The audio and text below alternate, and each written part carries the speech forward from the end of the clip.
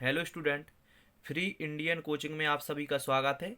आइए तो आज हम लोग रिवीजन टेस्ट पेपर 2020-21 कक्षा 11वीं विषय अर्थशास्त्र। तो आज हम लोग अर्थशास्त्र का सॉल्व देखने वाले हैं इस वीडियो में। ठीक है, तो देखिए, यदि आप चैनल पर नए हो तो इसे सब्सक्राइब कीजिए और साथ में बेल आइकन प्रेस कीजिए। ठीक है, ताकि इस प्रकार के वीडियो आपको मिलते रहे। तो देखिए, इस वीडियो में आपको अर्थशास्त्र का पूरा सॉल्व प्रोवाइड किया जा रहा है, तो वीडियो को अच्छे से ध्यान से देखिए। ठीक है, और आपकी ओपन बुक एग्जाम चल रहे हैं अभी, तो आप अपनी उत्तर पुस्तिका में इन सभी आंसर का अच्छे से सॉल्यूशन कीजिए। ठीक है, ताकि आपको अच्छे से मार्क्स मिले। क्योंकि आपकी अभी 11वीं है ना, तो 11वीं की अभी अर्धवार्षिक परीक्षा जो आपकी रिवीजन टेस्ट चल रहे हैं ना पेपर, इसके मार्क्स आपके वार्षिक बोर्ड में जोड़े जाएंगे। इसलिए आप उत्तर पुस्तिका में अच्छे से आंसर लिखिए। ठीक है, तो देखिए, और आपको करेक्ट आंसर लिखना है। तो देखिए, यहाँ पर मैं आपको बता रहा हूँ पहले सही विकल्प। ठीक है, इसके बाद में खालिस्तान, सत्य सत्य, एक शब्द में आंसर, फिर इसके बाद में थ्योरिकल क्वेश्चन। ठीक है, तो वीडियो को आप ध्यान से देखिए और पूरा देखिए। इसके बाद में फिर आपको स्क्रीनशॉट लेते जाना है। जैसे आपको स्क्रीनशॉट के लिए बोला जाए तो आप स्क्रीनशॉट लीजिए या फिर आप वीडियो को रोक कर लिखिए। ठीक है, तो चलिए, प्रश्न क्रमांक 1 में दिया है बहुविकल्पीय प्रश्न, जिसमें दिया है देश में स्वाधीनता के समय कृषि की स्थिति कैसी थी। ठीक है, तो आपको बताना है बहुत पिछड़ी स्थिति थी, तो इसका आंसर बी करेक्ट आंसर होगा। ठीक है, अब देखिए, ऊर्जा के गैर परंपरागत स्रोत हैं। तो ऊर्जा का गैर परंपरागत स्रोत क्या है? सौर ऊर्जा। ठीक है, अब देखिए थर्ड, सांख्य की गणना का विज्ञान है, यह परिभाषा दी थी। ये परिभाषा किसने दी थी? इसका सी आंसर सही है, ए एल बाउले ने। ठीक है, अब देखिए आगे, स्वतंत्रता प्राप्ति के समय भारत की सर्वाधिक जनसंख्या कार्यरत थी। तो किस क्षेत्र में थी? आपको वो क्षेत्र बताना है, तो प्राथमिक क्षेत्र में थी। ठीक है, अब देखिए खालिस्तान। तो खालिस्तान आपको देखिए, भारत में जनगणना खालिस्तान वर्षों के बाद की जाती है। तो यहाँ पर आप लिख सकते हो 10 वर्षों के बाद की जाती है। ठीक है, अब देखिए, भारत में पहली रेलगाड़ी मुंबई से कहाँ चली थी?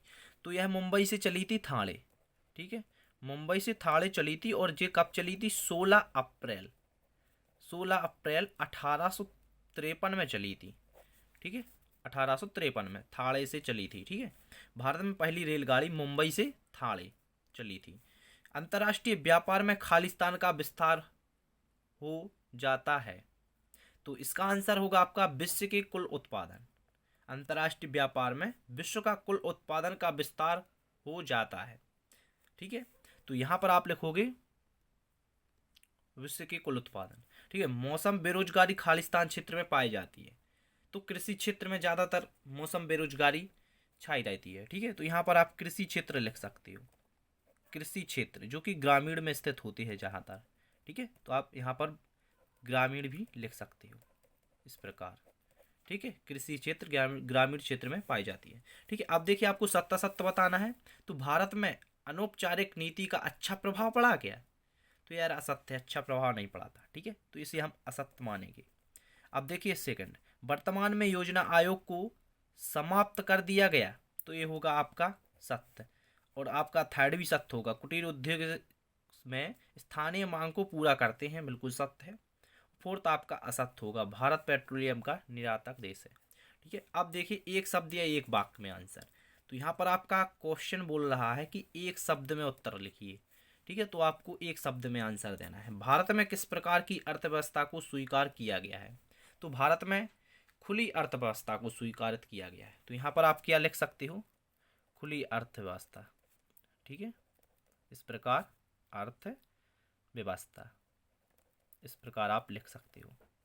ठीक है, अब देखिए, व्यापार का क्या मुख्य उद्देश्य होता है? व्यापार का मुख्य उद्देश्य क्या होता है? तो यार, व्यापार का मुख्य उद्देश्य होता है अपनी आवश्यकताओं की पूर्ति करना। ठीक है, तो इसका आपका आंसर हो गया अपनी आवश्यकताओं की पूर्ति करना। ठीक है, अब देखिए, पूरे विश्व को एक सत्ता के रूप में मानने को क्या कहते हैं? धन की प्राप्ति कहते हैं भाई, इसको क्या कहते हैं? धन की प्राप्ति कह सकते हैं इसको। तो इसका आंसर हो गया आपका धन की प्राप्ति। ठीक है, अब देखिए, यहाँ पर लास्ट, पवन ऊर्जा कैसा स्रोत है? तो यह नवीनीकरण स्रोत कह सकते इसको, नवीनीकरण स्रोत। ठीक है, तो यहाँ पर हम लोग लिखेंगे नवीनीकरण स्रोत।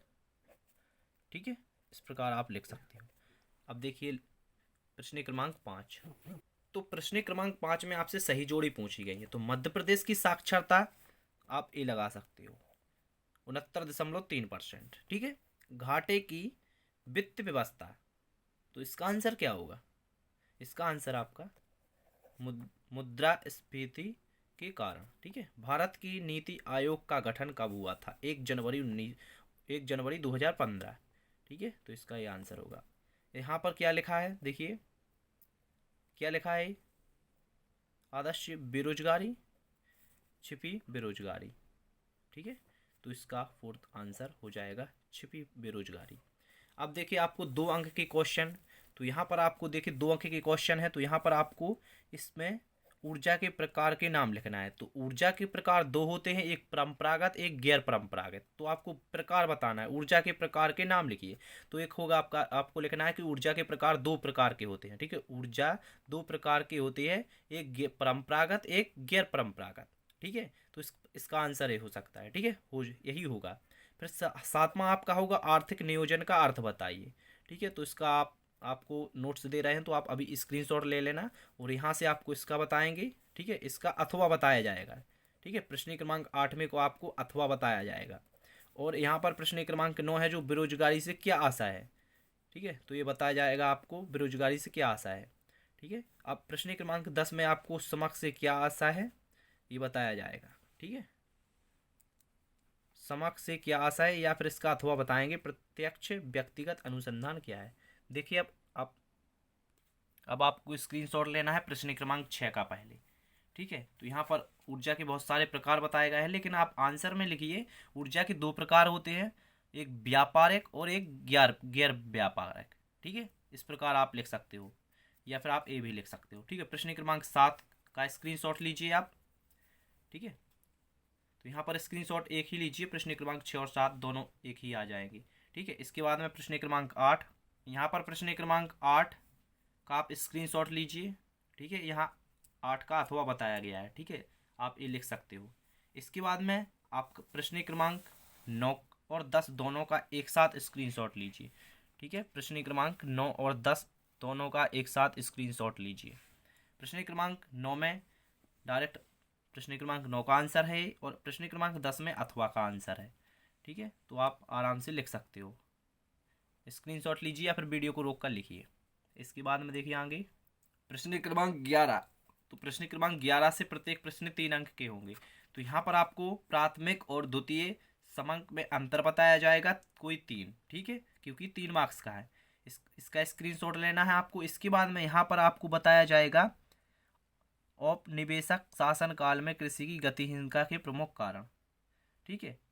तो यहाँ पर आप देखिए प्रश्न क्रमांक 13। तो 13 में आपको बताया जाएगा उच्च पैदावार वाली किस्में बीज क्या होते हैं। फिर इसके बाद में प्रश्न क्रमांक 14। तो प्रश्न क्रमांक 14 में आपसे पूछा गया है क्या निर्धनता और बेरोजगारी के बीच कोई संबंध है, समझाइए। तो आपको इसका क्वेश्चन का भी आंसर बताया जाएगा। तो आप पूरे प्रश्न क्रमांक 11 से 14 तक का स्क्रीनशॉट ले लेना। तो सबसे पहले प्रश्न क्रमांक 11 का आप स्क्रीनशॉट लीजिए। इसके बाद में ये थर्ड वाला भी आप स्क्रीनशॉट लीजिए या फिर वीडियो को रोक कर लिखिए। इसके बाद में प्रश्न क्रमांक 12 का भी आप स्क्रीनशॉट लीजिए।